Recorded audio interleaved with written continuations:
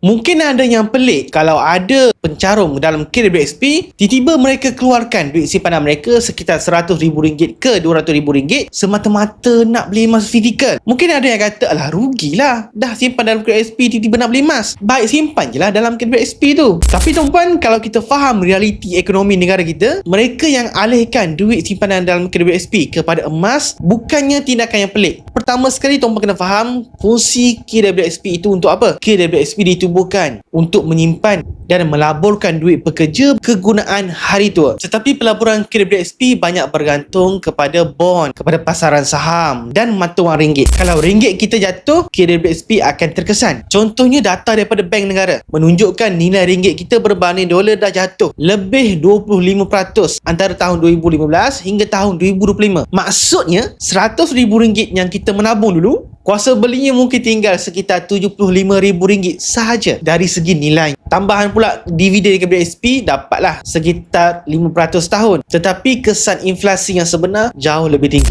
Maknanya walaupun simpanan angka kita makin bertambah, tapi kuasa beli tetap mengecil. Ini antara sebab kenapa besar mengalihkan duit simpanan KWSP mereka kepada emas. Yang pertama, emas ini melindungi kuasa beli dan emas pelindung kepada inflasi. Emas akan naik apabila mata wang kita jatuh. Sebagai contoh, nilai 10 gram emas di hadapan saya ni 10 tahun lepas sekitar RM1,500. Sekarang 10 gram emas yang sama dah mencecah RM6,000. Kenaikan 300% dalam tempoh 10 tahun. Kedua, emas ini adalah aset yang sebenar. KWSP pula dia adalah akaun yang khas atas kertas saja. Tuan-puan tak boleh sentuh, tuan-puan tak boleh pindah sesuka hati. Tak boleh guna ketika betul-betul terdesak selain daripada pengeluaran khas. Tetapi kalau tuan-puan ada emas fizikal 100 gram emas contohnya, ataupun 250 gram emas, emas itu tuan-puan ada di tangan. Kalau tuan-puan perlukan dana segera, tuan-puan boleh jual emas tu ataupun pajak untuk dapatkan dana sementara tanpa perlu ada birokrasi yang terlalu rumit. Dan yang ketiga, emas ini kalis politik dan kalis ekonomi. Sejarah kita boleh tengok apabila ekonomi ataupun politik tak stabil ataupun kerajaan ubah dasar kewangan atau berlaku krisis global, emas kekal bernilai. Mata wang kita boleh jatuh, saham boleh rugi, tapi emas